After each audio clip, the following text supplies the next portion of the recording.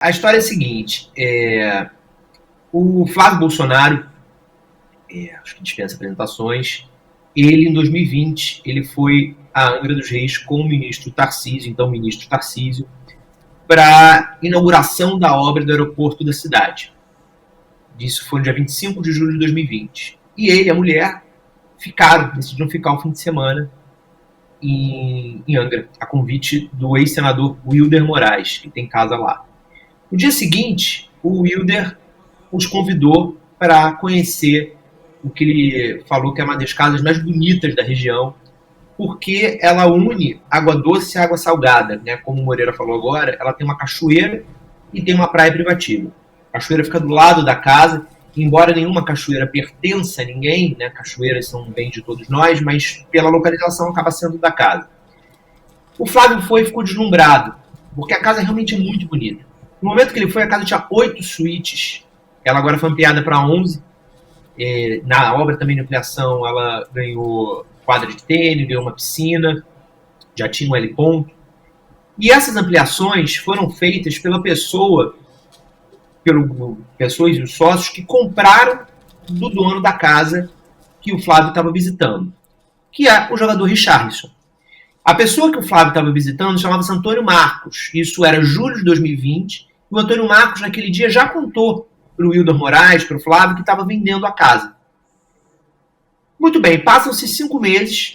O Antônio Marcos continuou em Angra, num outro imóvel, não morando mais nessa casa, já tinha vendido para o Richarlison, para o empresário dele, quando ele recebe um telefonema e fica sabendo que o Flávio está em frente à casa, numa lancha, e perguntando se podia encontrar com ele. Ele vai ao encontro do Flávio e diz, olha, eu não sou mais dono da casa. E o Flávio queria, isso era 1º de janeiro de 2021, o Flávio queria mostrar a casa a esse amigo. Esse amigo é o advogado Willer Tomás, que é um advogado muito influente em Brasília. Ele tem relação muito próxima com diversos políticos. O mais poderoso deles talvez seja o Flávio Bolsonaro, mas também o Ciro Nogueira, chefe da Casa Civil, o Arthur Lira, presidente da Câmara dos Deputados, diversos outros políticos, aluga a casa para muitos deles, para o Ciro Nogueira, inclusive. E o Willer queria, segundo o Flávio, conhecer o imóvel e estava interessado em, eventualmente, até comprá-lo. O Antônio Marcos, então, que foi a pessoa que lá, 5 meses antes, recebeu o Flávio, explica, já vendi. Eu não sou mais dono, não posso nem te levar lá dentro, porque os novos donos estão lá dentro. Os novos donos eram o Richarlison, o empresário dele, a mulher do empresário dele, e estavam morando na casa. E aí, ninguém mais, por um período, soube de Flávio e de Willer. Vamos cortar para o dia 13 de maio de 2022, esse ano. Portanto, há menos de 5 meses. O empresário do Richarlison, Renato Velasco, estava em Londres com o jogador, quando recebe um telefonema da mulher dele chorando. É o vídeo que a gente viu no início da nossa conversa aqui, desse que aparece uma criança. E a mulher dele, que estava grávida, já de 8 meses, chorando, dizendo que havia policiais expulsando ele da casa, policiais da PM do Rio de Janeiro. E essa ação era uma ação de reintegração de posse dada por um juiz de primeira instância em Angra, e correu sem ouvir o Richarlison, sem ouvir o empresário do Richarlison. O juiz deu a decisão e a PM expulsou essa senhora da casa. Com 8 meses, como eu falei, de gravidez, ela teve que ser levada para o hospital, teve que antecipar o parto dela, antecipou em 2 semanas o parto. E eles, desde então, desde dia 13 de maio, eles só tiveram a casa por mais de 2 dias, porque eles conseguiram reverter essa primeira decisão no plantão judicial, 2 dias depois, no domingo, no dia 15 de maio, mas depois, rapidamente, o Willer Tomás ganhou novamente e eles perderam até agora, estão por uma decisão liminar, estão sem a posse da casa. O Richarlison não está na casa, o empresário dele não está na casa. O que o Willer Tomás fez entre a visita com o Flávio e o dia da reintegração de posse? O Willer tentou comprar a casa, né, como eu falei. Uma vez frustrado isso, ele descobriu que a casa nunca havia saído do nome de uma empresa no registro de imóvel. Uma empresa que lá atrás comprou a casa da Clara Nunes, do espólio da Clara Nunes. Essa casa pertenceu à Clara Nunes. E o Paulo César Pereira, viúvo da Clara, quando ela morreu, vendeu a casa para uma empresa chamada M Locadora. E nenhum dos donos sucessivos, depois que a M Locadora vendeu, nenhuma dessas pessoas trocou no registro de imóveis a propriedade e nem na Secretaria de Patrimônio da União, que é o órgão federal que, entre outras atribuições, é quem faz a gestão da concessão de uso de terrenos e ilhas. Porque talvez o nosso amigo não saiba, nossa amiga que está nos vendo, mas ilhas não pertencem a ninguém. Terrenos e ilha não pertencem a ninguém, eles são da União. O que uma pessoa que se diz dono de um terreno em ilha ou de uma ilha tem é uma outorga, uma concessão de uso, um direito de uso. E ninguém fez a substituição de M Locadora para nenhum dos nomes seguintes no registro de imóveis. E na Secretaria de Patrimônio da União ainda estava o nome de 1977, anterior a Clara Nunes. Quer dizer, nem a Clara Nunes, na Secretaria de Patrimônio da União, trocou. Isso é um tipo de irregularidade muito comum em vários imóveis brasileiros. Né? Brasília, por exemplo, é cheio de situações assim, em que as pessoas têm a posse, mas elas não têm o terreno regularizado, ou às vezes o terreno está regularizado, mas por uma questão tem apenas um contrato de gaveta sobre a posse, não foi trocado no registro, cada um por uma razão diferente. Dessa casa, a razão que o dono, a primeira pessoa que comprou dessa M Locadora, alegou para não registrar, não trocar o registro do imóvel, é porque a M Locadora já estava em processo de falência quando ele comprou dela.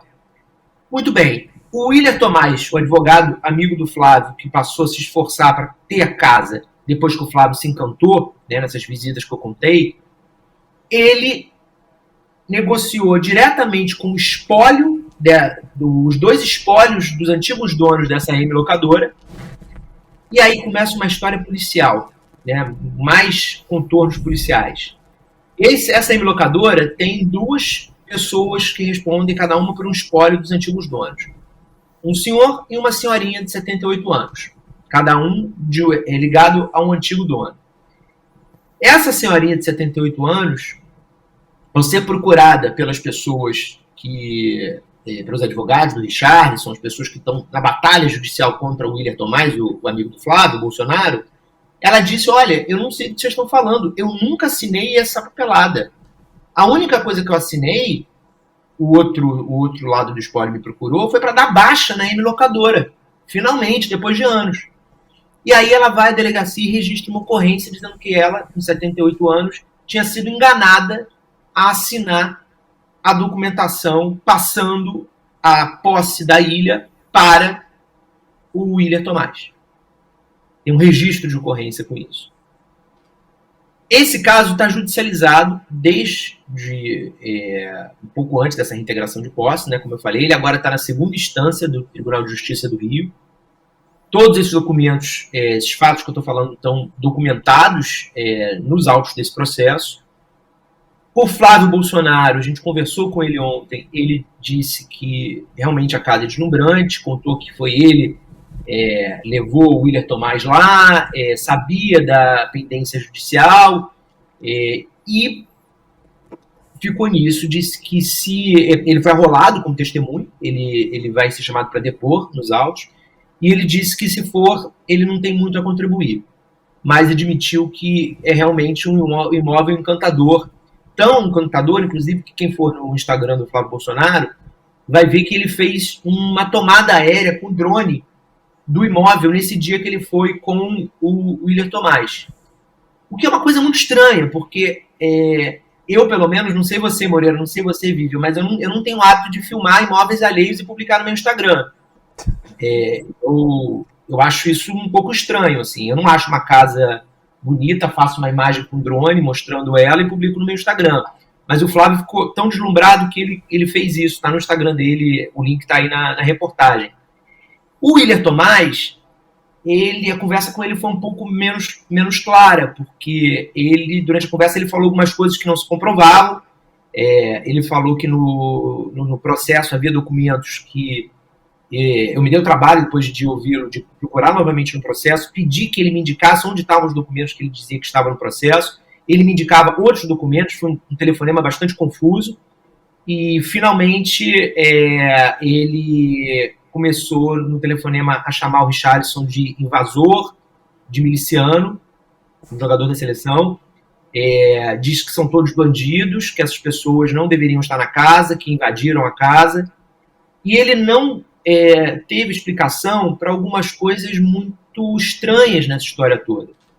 Que é o seguinte, a casa, quando foi comprada em 2021, em 2020 ainda, do Antônio Marcos, que foi o cara que recebeu o Flávio Bolsonaro, abriu as portas para o Flávio Bolsonaro, quando o Richarlison comprou desse Antônio Marcos, a casa era uma casa de 8 suítes, sem piscina, sem quadra de tênis, com banheiros muito antigos, cozinha muito antiga. Isso tudo foi o Richarlison e o empresário dele que mudaram. Ampliaram para 11 quartos, todas suítes, modernizaram banheiros, cozinha, construíram a quadra de tênis, a piscina.